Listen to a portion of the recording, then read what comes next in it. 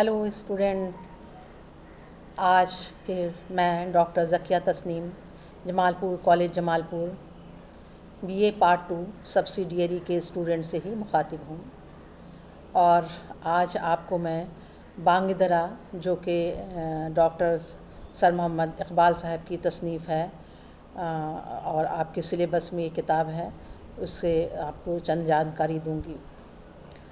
علامہ اقبال کی کئی مشہور کتابیں ہیں، جیسے بانگ درا، بال جبرائیل، ضرب کلیم وغیرہ، جس میں بانگ درا ایک مشہور کتاب ہے، اور اس میں یہ علامہ اقبال کی سب سے پہلی کتاب ہے شاعری کی، اور اس میں نظمیں ہیں اس کتاب میں۔ تو میں بانگ درا کے متعلق آپ کو جانکاری دوں، اس سے پہلے میں ڈاکٹر سر محمد اقبال صاحب کے متعلق آپ کو جانکاری دینا چاہتی ہوں۔ ڈاکٹر سر محمد اقبال صاحب کے آباء و اجداد کشمیر سے تعلق رکھتے تھے۔ 2-2.5 سال قبل ان کے آباء و اجداد مسلمان ہو گئے تھے۔ یہ سب پہلے کشمیری براہمن تھے۔ تو ڈاکٹر سر محمد اقبال صاحب کے والد کا نام نور محمد تھا، جو کہ بہت ہی نیک اور متقی انسان تھے۔ کشمیر میں ان کا چھوٹا موٹا کاروبار تھا، لیکن اپنی نیکی اور دیانتداری کی وجہ سے وہ کافی لوگوں میں ہر دل عزیز تھے۔ ان کے 2 بیٹے تھے، جس میں ایک ڈاکٹر محمد اقبال صاحب تھے۔ تو شروع میں جب ان کا داخلہ اسکول میں کرایا گیا تو بچپن سے ہی ان کے اندر شاعری کا ذوق بڑھنے لگا، اور ان کو جو ہے بچپن سے مولانا روم کی شاعری سے بہت زیادہ یہ متاثر تھے۔ تو ان کے اسکول میں ان کے اساتذہ نے محسوس کیا کہ ان کا ذہن شاعری کی طرف زیادہ ہے۔ تو جب اسی طرح سے پرائمری اور مڈل اسکول میں بھی جب پڑھتے تھے تو ان کا شاعری کا ہی تو شوق تھا۔ جب وہ اپنی شاعری اس وقت لکھتے تھے تو اس زمانہ کے ایک مشہور شاعر داغ کے پاس وہ اصلاح کے لیے اس کو بھیجتے تھے، اور حضرت داغ بھی بذریعہ ڈاک ان کی شاعری کے اصلاح کر کے انہیں واپس بھیجا کرتے تھے۔ مڈل اور پرائمری اسکول میں جب انہوں نے داخلہ لیا تو وہاں انہوں نے بہت ہی نمایاں کامیابی حاصل کی، اور اس طرح سے اس اسکول میں ان کا جو ہے ان کو وظیفہ ملنے لگا۔ ان کے اتنی اچھی ان کا رزلٹ تھا، اتنا اچھا تھا ان کا رزلٹ، اتنی اچھی کامیابی تھی جس کی وجہ سے ان کو وظیفہ ملنے لگا۔ تو پہلے میں نے یہ بتانا بھول گئی کہ ان کی پیدائش 1873 میں سیالکوٹ میں ہوئی تھی۔ ان کی پیدائش کی تاریخ 1873 ہے، اور یہ سیالکوٹ میں پیدا ہوئے تھے۔ تو اپنی تعلیم کے دور میں اپنے پرائمری اسکول میں ہی انہوں نے وظیفہ حاصل کر لیا۔ پھر جب سیالکوٹ کالج بن گیا تو پھر انہوں نے کالج میں داخلہ لیا، اور یہاں انہوں نے عربی اور فارسی یہاں وہ پڑھتے تھے، اور پھر اتنی اچھی اس میں انہوں نے لیاقت حاصل کر لی، FA کی تعلیم پوری کی یہاں سے انہوں نے، اور اس طرح سے ان کی تعلیم کا سلسلہ جاری ہو گیا، اور وہ لاہور پہنچے، اور پھر گورنمنٹ کالج لاہور میں انہوں نے داخلہ لیا۔ اس زمانہ میں گورنمنٹ کالج لاہور میں آرنولڈ نامی ایک بہت ہی مشہور اور بہت ہی لائق اور بہت ہی ہمدرد پروفیسر تھے، جو کہ اقبال سے بہت زیادہ محبت اور شفقت رکھتے تھے۔ اقبال کی قابلیت کی وجہ سے اقبال سے ان کو بہت زیادہ محبت اور شفقت ہو گئی تھی۔ اسی زمانہ میں لاہور میں مشاعرے ہوا کرتے تھے، بہت سے مشہور شعراء وغیرہ اپنا کلام اس مشاعرہ میں پڑھا کرتے تھے۔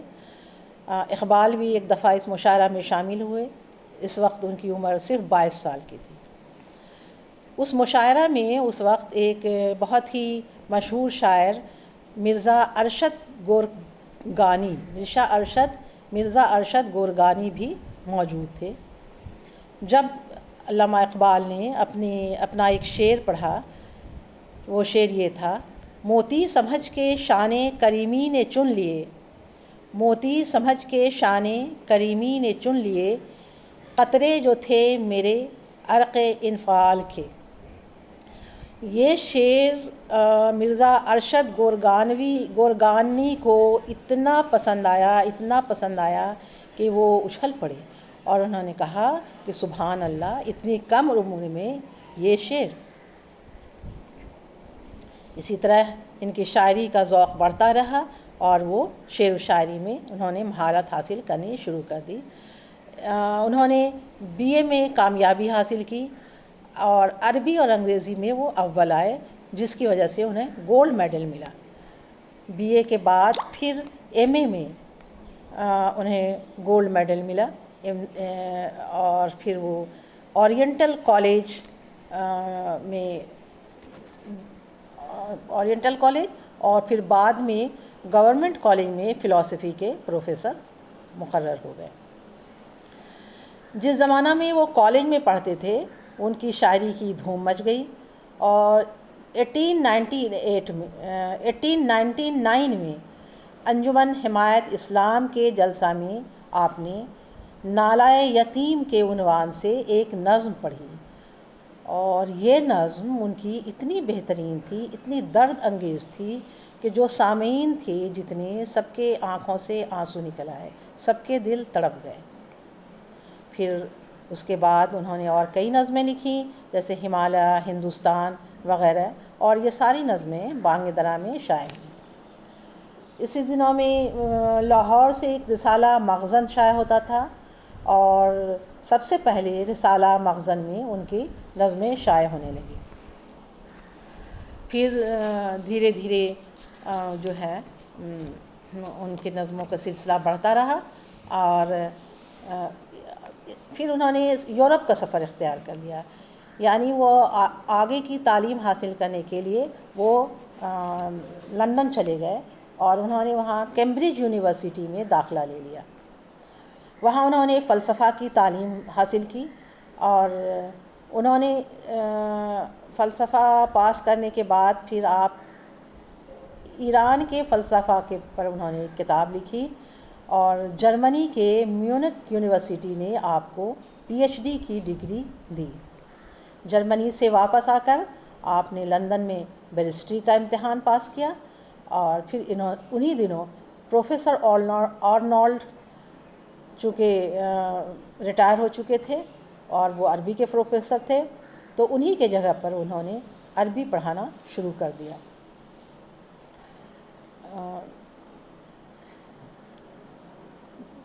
جب وہ یورپ میں تھے تو ان کو وہاں کی تہذیب کا انہوں نے گہرا مطالعہ کیا، اور وہاں کی تہذیب میں انہیں بہت سی خوبیاں بھی نظر آئیں، اور ساتھ ہی ساتھ انہیں بہت سی برائیاں بھی نظر آئیں۔ انہوں نے دیکھا کہ یورپ میں ایک ظاہری تڑک بھڑک ہے جو کہ آنکھوں کو تو چکا چوند کر دیتی ہیں، مگر ان کی تعلیم اندر سے کھوکھلی ہے۔ انہوں نے اس کو ٹٹولا، انہوں نے محسوس کیا کہ ان کے اندر کھوکھلا پن ہے، اور اسی چیز کا اثر ان کے دل پر پڑا، ان کی کھوکھلی تہذیب کا اثر ان کے دل پر پڑا، جس میں ان کے دل پر گہری چوٹ پڑی۔ انہوں نے محسوس کیا کہ جب سارے انسان ایک ہی کنبہ کے ہیں تو پھر لوگوں میں اتنا فرق کیوں؟ سب انسان برابر ہیں، تو پھر لوگوں میں اتنا فرق کیوں ہے؟ یہ لوٹ کھسوٹ کیوں جاری ہے؟ کیا انسانی زندگی کا مقصد یہی ہے جو یورپ کے قوموں کے سامنے ہے؟ تو لندن سے واپس آنے کے بعد انہوں نے اردو میں بہت سی نظمیں لکھیں، لیکن ان کا رجحان پھر فارسی کی طرف چلا گیا۔ انہوں نے فارسی میں شعر و شاعری شروع کر دی۔ انہوں نے محسوس کیا کہ فارسی ہی ایسی زبان ہے جس کے ذریعہ وہ اپنی شاعری کو دنیا کے دوسرے کناروں میں بھی پہنچا سکتے ہیں، دوسرے لوگوں تک بھی اپنی شاعری کو پہنچا سکتے ہیں۔ 1908 میں وہ ہندوستان واپس آئے تھے، اور جب وہ گورنمنٹ کالج میں پڑھانے لگے تو انہیں وہاں صرف 500 روپیہ ملتا تھا، اور جس کی وجہ سے اور پھر انہوں نے وکالت کا امتحان پاس کرنے کی اجازت لے لی اور وکالت کا امتحان پاس کیا۔ جب وہ یورپ سے واپس آئے تھے صرف 2-2.5 سال ہی گزرا ہوگا کہ اٹلی اور ترکی کی لڑائی شروع ہو گئی، جس کی وجہ سے جس کا بھی اثر ان کے دل پر بہت گہرا پڑا۔ 2.5 سال کی ملازمت کے بعد انہوں نے اپنی ملازمت سے استعفیٰ دے دیا، مطلب ریزگنیشن دے دیا انہوں نے، اور کیونکہ وہ سمجھتے تھے کہ اس طرح سے وہ بندھے رہیں گے تو اپنے خیالات کی آزادی نہیں پیش کر سکیں گے لوگوں کے سامنے، وہ اپنے خیالات کو آزاد طریقے سے وہ لوگوں کے سامنے نہیں بیان کر سکیں گے۔ 1914 میں جب پہلی جنگ عظیم شروع ہوئی، فرسٹ ورلڈ وار شروع ہوا، ان دنوں اقبال کے دل میں ایسے خیالات موزن ہوئے، مطلب ایسے خیالات پیدا ہوئے کہ انہوں نے پوری طرح سے فارسی کی شاعری شروع کر دی۔ انہوں نے سوچا کہ چونکہ اسی کے ذریعہ انہوں پورے سب جگہ اپنی شاعری کو پھیلا سکتے ہیں، اپنی باتوں کو پھیلا سکتے ہیں، تو اس وقت جو ہے لوگوں کے کا جو دل تھا، لوگ جو تھے خاص کر کے یہ سوچتے تھے لوگ کہ خاص کر کے یونانی کتاب میں جو کہ عربی اور فارسی میں تھی، ان کا خیال تھا کہ یونانی لوگوں کا یہ خیال تھا کہ انسان صرف جو خدا کرتا ہے بس وہی ہوگا، انسان کو اپنا ہاتھ پاؤں ہلانے کی ضرورت نہیں ہے۔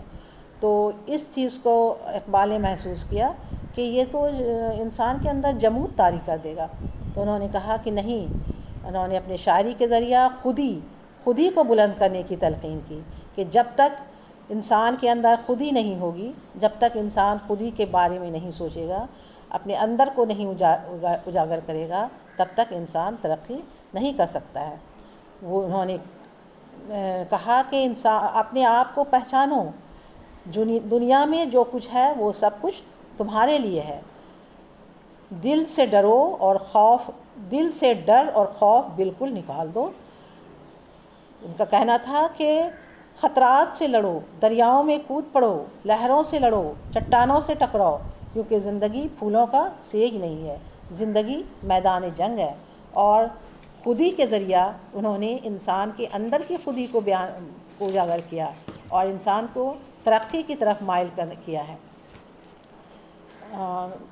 آخری زمانے میں انہوں نے اردو میں بھی کلام کرنا شروع کیا، اردو کے اشعار انہوں نے لکھنے سے شروع کیے، اور اس طرح سے انہوں نے بانگ درا کے جتنی بھی نظمیں ہیں یہ اردو میں ہیں۔ 1938 میں 1938 میں ان کی وفات ہو گئی، اور ان کی وفات کے بعد پورے ہندوستان میں ماتم منایا گیا، پورے ہندوستان میں لوگوں نے افسوس منایا۔ اس طرح سے پھر اس طرح سے کہا جائے کہ ایک طرح کا چراغ گل ہو گیا شاعری کا۔ بہرحال آج کے کلاس میں میں نے علامہ اقبال کے متعلق ساری باتیں آپ کو جانکاری دی۔ اگلے کلاس میں اقبال کی کتاب، علامہ اقبال کی کتاب بانگ درا کی جانکاری آپ کو دوں گی، بانگ درا سے تفصیلی باتیں بتاؤں گی۔ آج کے کلاس میں بس اتنا۔